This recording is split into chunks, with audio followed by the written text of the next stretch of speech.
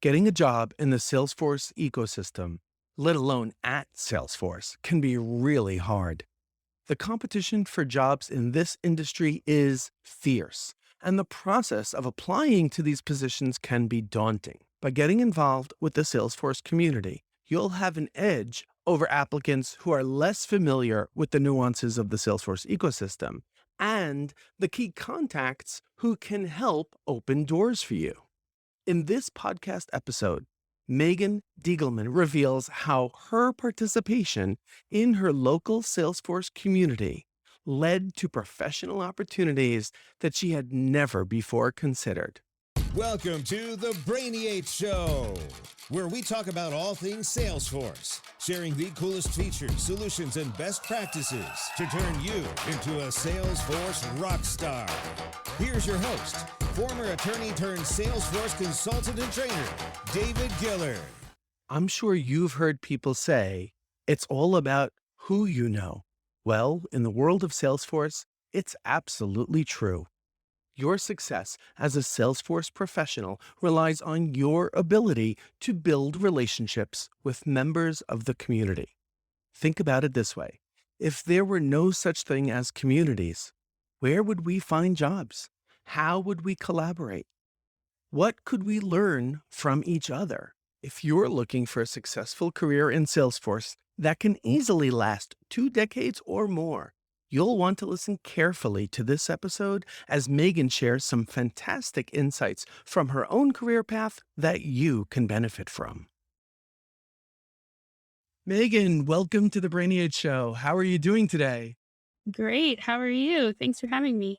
I can't complain. I am super excited to have you on here and share some of your phenomenal insights on your career trajectory and how others can manage their own career by just learning from some of your experiences of being a common person, of a Salesforce admin to being a Salesforce success manager. So if you could share a little bit of your background with the audience, tell us a little bit about yourself and your Salesforce career. Yes, I've started my Salesforce career by accident. A lot of us do, but I was working for a small freight brokerage. There were 4 of us, and I was the customer service rep, and we were managing our clients in Google Docs, which makes my heart hurt, but that's how we were doing it. And the owner of that company purchased Salesforce and said, "Hey, I think you should learn this, figure it out for our office, and this should be your baby." And I told him, "No, I don't have time for that. I'm so busy with my regular job. I can't do that." And I'll never forget, and I'll always be thankful. He said, "No, you need to learn this because if you learn Salesforce, you will have an employable skill for the Ooh, rest of your life." that And that is amazing career advice. thing went off in my head. Oh, this is that thing that I can always get paid for. Even if I don't like it, I can always get paid to do this. And so I started learning it and honestly saw it as my way out of freight. And it ended up being, but fortunately, it was because I loved it, not because I wanted to get out. So I fell in love with Salesforce and then started getting involved in the community, and my career, grew from there. And I had jobs at consulting companies and app exchange partners. Mhm. I led the Women in Tech group here in Houston, and then went on to found Texas Dreaming with a group of, user group leaders here in Texas. And then found my way to work at Salesforce. It just organically grew through my network and hard work. That's how I got here. Isn't it wild? You go from minding your own business in an industry that seems like Yeah. it is the furthest thing in the world from technology. Yeah, it's surreal to think about because I have no formal training. The certifications I've gotten, I've studied for myself. And a lot of that was before Trailhead was even a Mhm. thing. So it's surreal to think that's where it's all brought me. And then to see people in those roles now and in the community, it's cool to see them start to grow too, right? Yeah, I find that this is one of the most fascinating aspects of the Salesforce community is that so many of us entered in from so many different paths and different places in our career advancement. For a lot of people, entering the Salesforce ecosystem is the first thing they did from out of school. It's their first job. Right. For other people, they've had many jobs, even many different careers before ever stumbling into Salesforce. And those career paths have been in things that are so far from technology that Yeah. it's really remarkable. Yeah. I love it. All right, let's focus on that evolution that you've experienced in your own career. So you started off as a Salesforce admin. How did you go from being an admin to that community leader to the community event planner and Yeah. finally landing at Salesforce?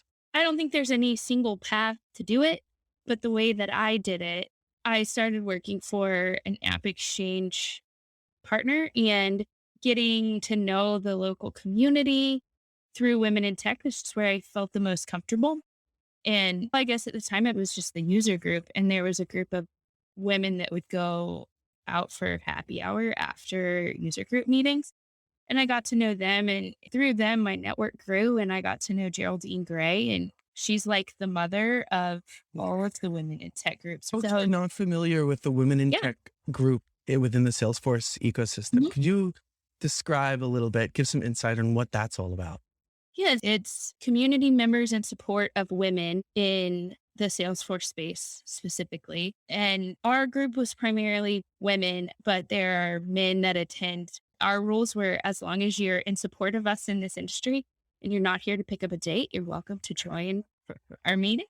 So if folks want to learn a little bit more about the women in tech groups that might be within their local geographic area, where can they look to learn a little bit more about the women in tech groups that Yeah. exist within the Salesforce ecosystem? So if you go to the Trailblazer community website, Hmm. you'll be able to see on there the different groups that meet in your geographical area. And women in tech is one of those filters that you can apply to those lists. Every group is different. Some of the women in tech groups do lunch and learn style sessions. Here in Houston, our developer group, our user group, our marketing cloud groups, we're all so robust and active that we just really needed an outlet to network and to support each other. And so ours was really a happy hour group. And that's what we needed locally, but it's different in every geo area based on the need of the community. And that's the cool thing about these groups is they can shift based on the need of the community. So, for folks who are not familiar with user groups in general, user groups are groups of volunteers. They're not run by Salesforce employees at all. Correct. So, volunteers, folks who their job has some overlap with Salesforce in some capacity, and they volunteer to run a group. It's basically like a support group for networking and sharing of best practices and tips and features. And I call it group therapy very often, sharing career opportunities, learning from each other, sometimes doing trailhead together. Right. And it's fascinating how the user groups in different geographic areas, first of all, they're of dramatically different sizes. Some are super small, some are really large, and they all have very different personalities as a group. And I think part of Yep. it is based on the local culture, and part of it is based on the user group leaders, which ties directly into what you just spoke about. Each women in tech group takes on a little bit of a different flavor, meets with a different Yeah. currents and does different things. But it's worth checking out because the one thing that they all have in common is it's supporting women in technology. And so whether you're doing a book study or getting together for cocktail after work or a lunch and learn or something like that, it's all about supporting each other, women specifically in this space. As a woman, it's a place of comfort for me. Absolutely makes complete sense. So how did you get involved with creating Texas Dreamin'? How did that happen? But that's a huge jump from, okay, I'm working at an app exchange partner. I'm attending these women in tech groups and I'm learning from it and I'm networking and I'm meeting some amazing people. And then all of a sudden you're You decided to start up Texas Dreamin'? How does that happen? Yeah, I mean, it was a lot. It was a big commitment Mm. and there were a lot of roadblocks and hurdles that we had to jump through, but I thought about it and thought it would be a cool idea to bring all of Texas together to learn from each other. And these events were popping up other places. Eric Dreshfield had Midwest Dreaming, and I think Tahoe Dreaming was just getting started when we started Texas Dreaming. And so these were popping up, and people I respected in the community that were more well known in the Salesforce community than me were doing this. And I thought, there's no reason we can't do it in Texas. So I emailed from Holly, I got a Firestone, I got a list of all the user group leaders and I emailed them Mm. and the MVP is here in Texas and said, "Hey, is this something you guys would want to do? I'll lead it. I'll figure it out if you'll help me because I can't do it by myself." And I got some interest. And I think our first call was 20 people. And pretty quickly, there's a lot of work to do. And that list pretty quickly narrows down. And so I think that core team that first year was like 6 of us put on Texas Dreaming in 2017 was our first event, and there it was I mean, I led the group and I herded the cats, but they did the work and we got there together and still I look back and I'm like, "How did we do that?" I think that just shows the power and the magic of the Salesforce community It does. It does. because It really by the way, I also know what it's like to take on an initiative like this because I considered it, I'm trying to think, it was probably around 2009 where I was exploring doing a Dreamin' event in the New York area. And as I started exploring it and chatting with other folks who were having similar separate conversations on the same topic, and they were sharing with me, okay, we'd love for you to be involved. Here's what we got to do. And they started giving me a checklist. Oh my Lord, this is so intimidating. There is so much to be done. And I quickly, deer in the headlights, I was like, humana, what am I going to do? I can't. And I put it on the lower end of my priority list. And thankfully, it took a while, but other people in the Salesforce community resurrected it and they just moved it forward. And that became Northeast Dreamin'. And Yeah. I was just super appreciative that they took it over. And I think it's really not only important, but so valuable for the local community to have these regional events. So I Yeah. completely applaud you for starting it up and facilitating it, even if you manage to delegate most of the work to others. That is a huge undertaking. So it's amazing. You know, it is, and we set out really just to be a place where Texans could get together and share knowledge and experience and network with each other and to have a stage for those who maybe aren't ready to be presenting at Dreamforce. They could get their legs wet, get some speaking experience, and then maybe that abstract for a Dreamforce session goes through and they get to present at Dreamforce, right? Or even there are a lot of people that want to lead user groups. Those seats are taken in their area. And Texas Streaming served as another avenue for them to have a leadership role in the community, sit on one of the chairs on our board. That's phenomenal. So for folks who have never attended one of these regional Salesforce community events, can you describe a Yeah. little bit about what it's like and like what happens at Yeah. these events? And even for the first one, how many people did you have? They're all different, like the user groups that kind of meet the need of the local community. But for us, it was a day and a half and starts with a keynote and ends with a closing keynote. And we've had people like Tony Profit, Erica Cool, and others speak at these keynotes. It's really amazing to see people of that level and that recognition at Salesforce come to our little event and speak. And that was exciting. The first year we got that underway and then to see those speakers grow over time has been neat. But I guess so at the core of the event, there are sessions that you learn from during the event, and those are all presented by community members that submit their ideas. Some of these are people you've never heard of. Others are Salesforce famous folks that we would all know their name. So it's neat. And the thing that I think differentiates it from Dreamforce in a really special way is that it's so much smaller. These big names that we recognize, they're in a room with 100 people and you can go ask them a question at the end of it or catch them in the expo hall and talk to them where I love Dreamforce, but at the larger events, like it's not possible. It's not realistic. So I think that's what makes these events really special. Absolutely. And honestly, even before COVID, I started to feel myself that attending Dreamforce is really overwhelming. It's very draining. It is a fantastic experience, but it's a week long. It's not cheap. And Yeah. just being away from your desk and the work is still piling up during the course of that week, and let alone the catch up that you need to do afterwards, it's all overwhelming. And I had in my head that because it's so overwhelming, that I would only go to Dreamforce maybe every other year, maybe take a break 2 years and then go every third Yeah. year. But on those, what I'll call off years, to make a proactive effort to attend more of these regional events as well as the world tours. And personally, I found that these regional events are absolutely fantastic for the reasons that you just described.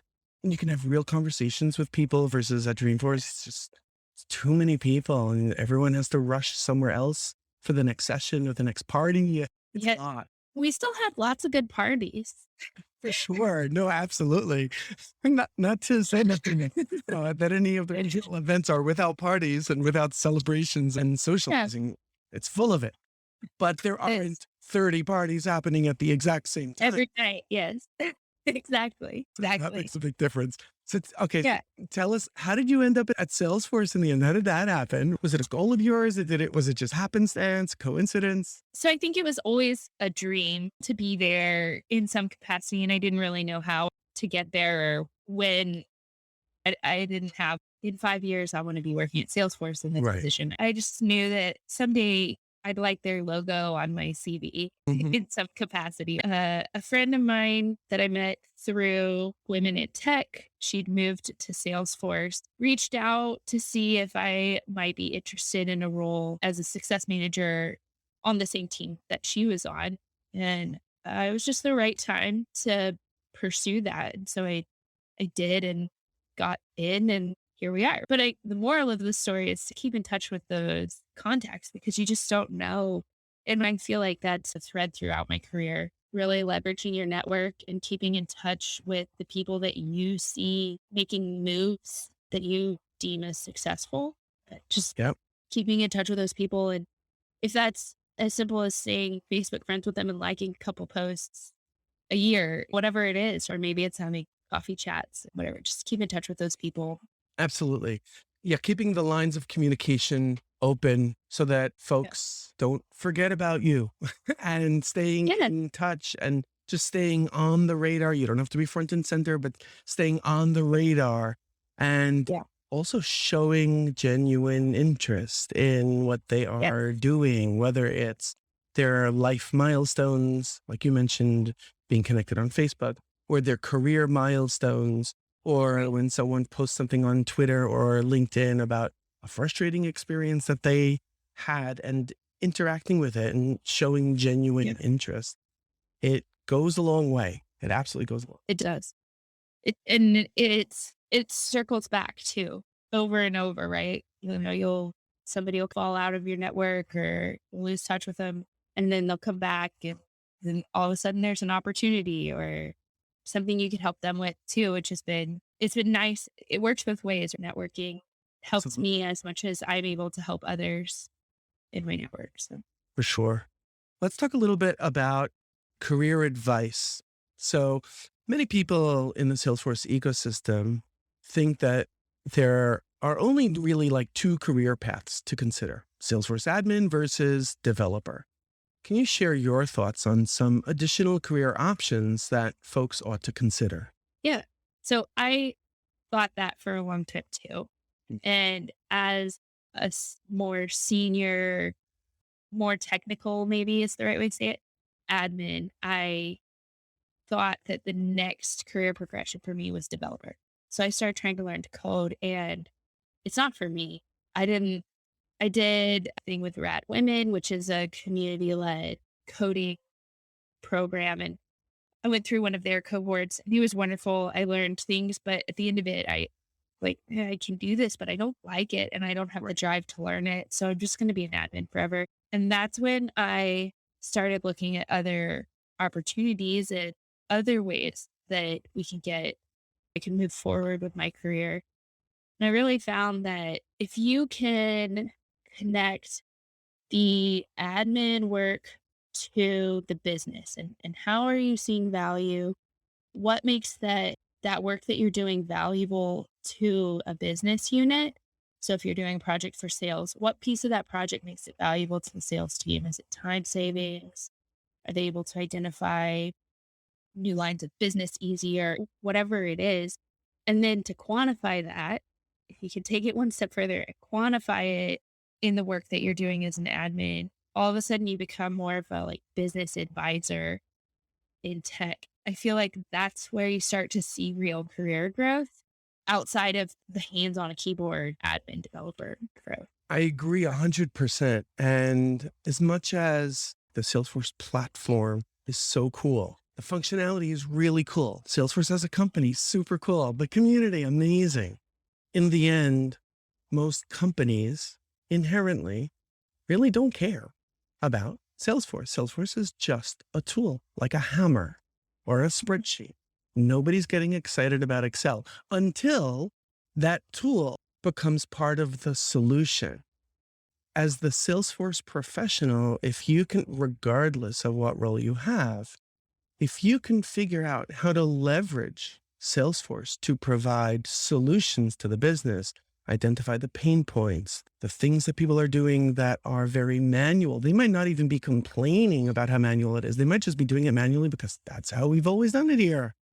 And Right. if you can identify ways to streamline it and simplify it and automate it using the Salesforce platform, you are golden. You are perceived as the hero internally within the organization, even if functionality wise, technology wise, you leverage the most basic rudimentary feature of Salesforce, let's say list views or reports.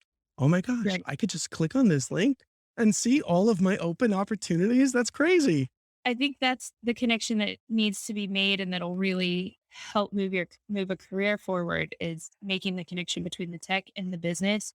Like you said, and then if you can like bonus points, if you can say quantitatively, because of this new process builder, this new list view, this new report, we're now able to save X% of our lost business, or we're now able to close deals this much faster.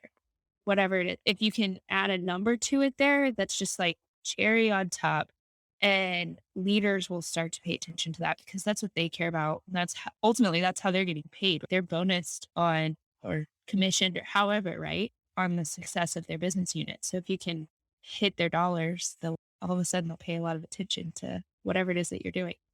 Yep. And on this topic, I just want to share a little tip that I learned early on, especially when it comes to change management. And this applies not only to Salesforce, but really to any area where you're looking to implement new change into an organization. So with change management, there's so many people. I think we all know people just even in our personal lives where some small thing gets changed. And let's take even Facebook redesigns the user interface. Some features are now hidden in a different menu from instead of being on the left-hand side, they're now on the right-hand side. Something simple. We're not even talking about features disappearing. They're just in a different area of the screen. And people go bonkers like, oh my gosh, you changed it. I'm so used to doing it the other way. So when it comes to change management, so let's say it's an organization where we're trying to get people to use Salesforce. We're trying to get people to use Salesforce better, to embrace it a little bit more and stop using those darn spreadsheets. We set up Salesforce for a reason. I found that one excellent way of doing this is by taking a rebellious sales rep who is super successful. They're able to close deals. They've been working for the company forever. And they're like, heck no, I'm not using this new thing. I've been doing it this way for the last X number of years. and watch how successful I am. I close more deals than all of these other kids over here.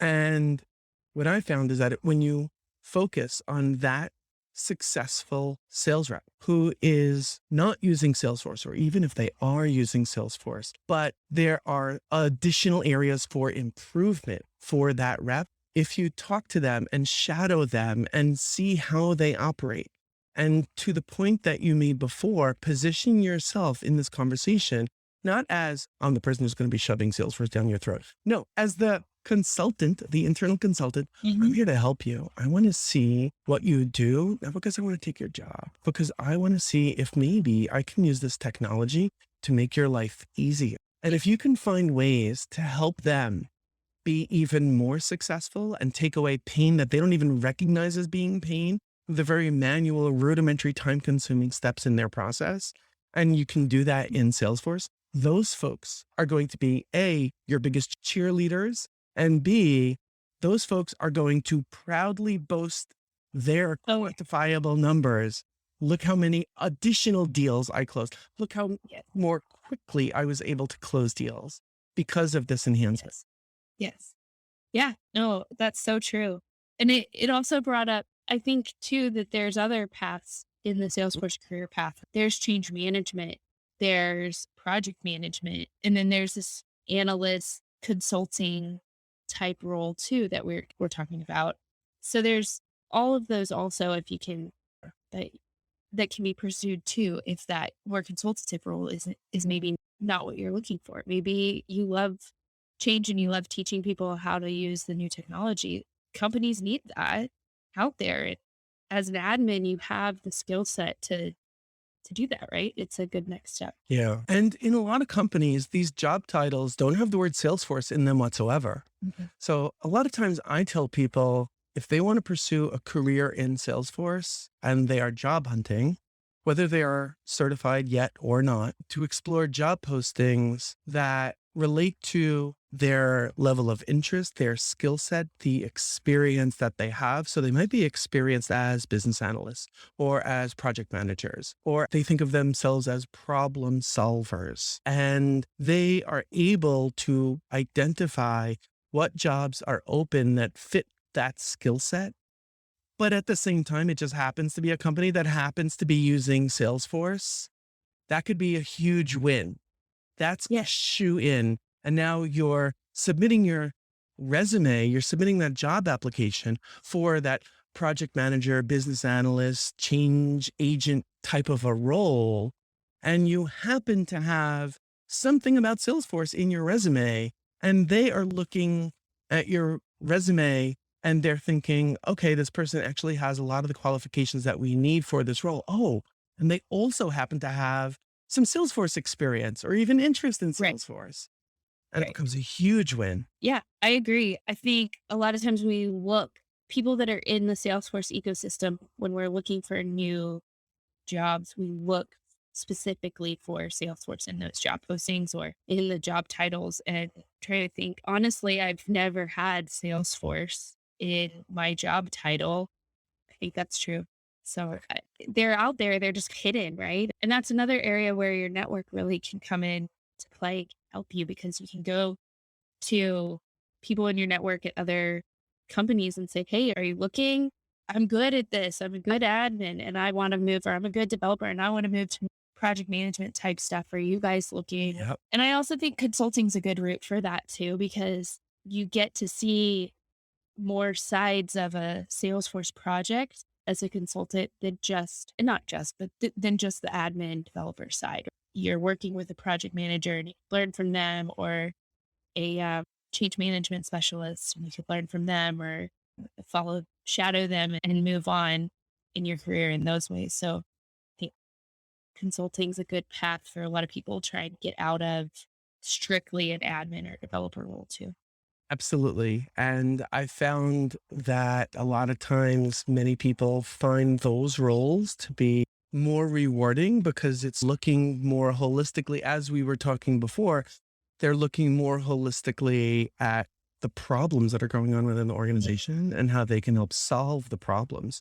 So in the end, their job is not about creating custom fields and objects and validation rules Right. and automation. It's about solving problems within the organization where they happen to be creating fields and objects and validation rules. And Yes.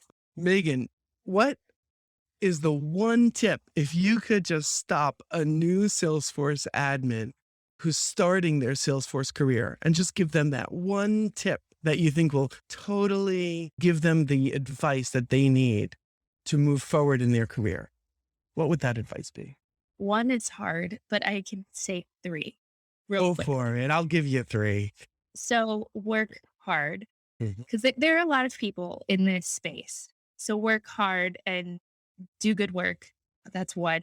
The other is to leverage that network and get involved in the community, whatever that is that interests you, whether it's a Salesforce specific community group or maybe a Toastmasters or another organization, but get involved in something, a professional organization outside of your day job and leverage that network. And then third would just be to pay attention when you're talking to people and they're talking about a need and it's interesting to you, ask about it, pursue it, pay attention to those things because you never know when that's going to play out. And they're like, oh, we have that position and you want it? You just never know. So I would say those 3 things: work hard, network, and then pay attention to the things that people are saying and pursue them when they're interesting. So I love it. Awesome. Thank you so much for sharing your wisdom, your Thank you. insights, your career path. I have no doubt that my audience is going to find it beneficial and insightful. So thank you for taking the time for sharing your insights course. with us. Thanks for having me. Thank you for taking the time to listen through to the end of this episode of The Brainy Age Show. We value you and hope that this episode will help you in your career. If you like this episode, please share it with your fellow trailblazers in the Salesforce community. What's the expression? They say sharing is caring. Visit brainy8.show to check out the show notes for this episode, where you'll discover more about any of the themes or resources discussed in it. Finally, don't forget to rate and review this episode on your favorite podcast app so that others can find it more easily. Until next time, bye-bye.